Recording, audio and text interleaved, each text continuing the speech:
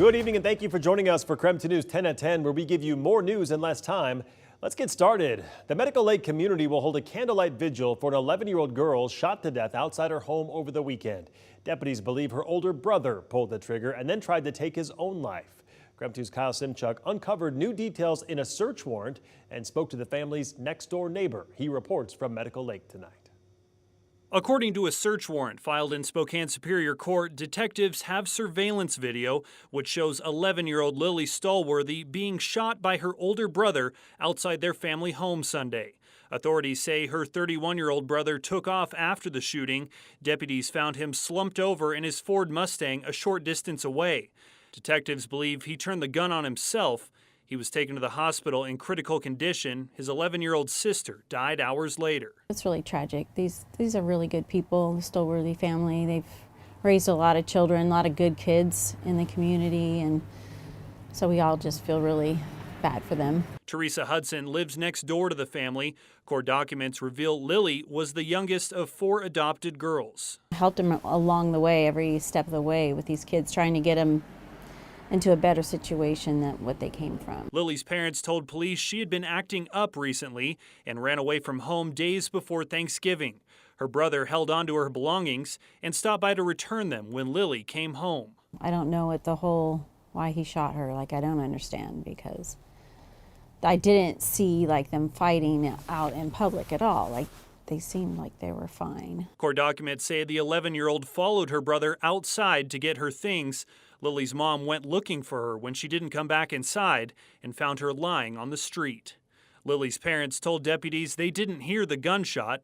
Hudson says her husband did. He heard what he thought was like a firecracker, and then the car speed off, and he looked out there. He didn't see anything. He had no idea what was going on. Neighbors along this street are still struggling to make sense of what happened and why. Can't imagine going through Christmas and having those missing people not there. So it's just sad. Our community could use a lot of prayer. And the Medical Lake community will honor Lily during a candlelight vigil Thursday night inside Wilcox Park. That vigil begins at 6 p.m. and everyone is welcome to attend. Reporting in Medical Lake tonight, Kyle Simchuk, KREM 2 News.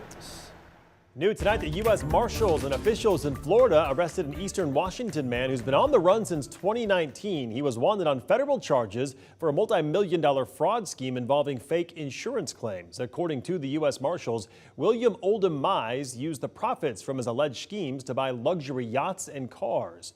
Court documents allege that Mize caused or participated in dozens of fake car accidents and falls. Insurers say he was paid more than $6 million in fake claims. A judge has ordered his extradition back to Spokane. And the trial began today for the former Pasco police officer accused of killing a sex worker in Spokane nearly 40 years ago.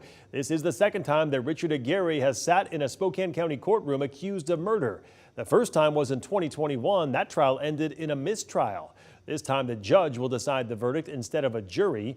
Today, the prosecutor argued that DNA from a condom found at the crime scene near the victim's body matches Aguirre's. You're going to hear how the contents of that condom persevered through time with the evolution of DNA technology. But Aguirre's defense attorney claims that DNA was mishandled and cross-contaminated.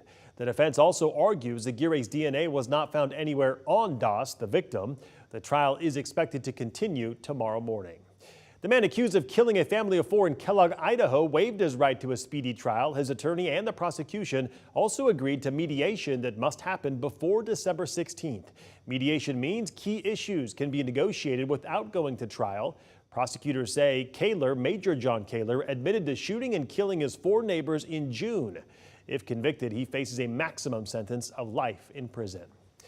All right, switching gears, let's talk weather now. The temperatures in Spokane dropped pretty significantly over the last 48 hours, and you could see it on the trees this morning. Let's get right to Chief Meteorologist Jeremy Legoo. Jeremy, it's not just cold, we're also tracking snow coming to our area. Yeah, it's one of those wild forecast patterns where, believe it or not, when the snow arrives, we're actually going to warm up. Odd. Well, we started the day with a little bit of freezing fog and rime ice. I was outside not moments ago, and when I was out there, I thought, we've still got a little bit of moisture in the air, so patchy freezing fog and slick conditions are very likely early tomorrow morning. That stagnation eventually departs in about the middle of the day tomorrow as our next system starts working its way in. Out ahead of that round of moisture, what we get is a little bit of mixing in the atmosphere, and that gets rid of just about everything, but we are talking some serious snow up in the mountains. The storm still sits off the coast, but it's already starting to work its way over into the west side and getting a little radar feedback over the mountains as clouds and moisture move in. We're going to see a mix of clouds and sun throughout the day. No sun. Clouds build throughout the day tomorrow. Excuse me. It is going to be snow tomorrow night into Friday morning. All said and done, I think a couple of inches. Well, one Friday morning. We'll talk even more on Saturday. All right, Jeremy, thank you very much. We'll check back in with you later in the broadcast. Now to our night beat with a quick look at the day's top stories. Washington Governor Jay Inslee was in Moses Lake today for a ribbon-cutting ceremony at the future site of a new electric vehicle battery plant. The new electric vehicle battery plant is being built by Sila, a next-generation battery materials company. Sila says their batteries will help electric vehicles charge faster and travel farther. The company expects to hire 500 new employees for that facility. The governor says the new plant will help the environment, but also give the state independence when it comes to producing this material. Not just good for the environment, it's not just good for jobs in Eastern Washington, it's good for our national security because now like 90% of the graphitic material comes from China. We want to have an independent source. This is about energy independence as well. Governor Inslee also took part in a roundtable with Habitat for Humanity leaders talking about helping low-income families get through the winter. The conversation focused on how to save money by making energy efficiency upgrades. Meantime, the Euclid Road Bridge in Airway Heights reopened after 4 years today. You might recall it closed back in 2019 because of critical safety concerns. The project cost about $4 million and will improve emergency response times throughout that area.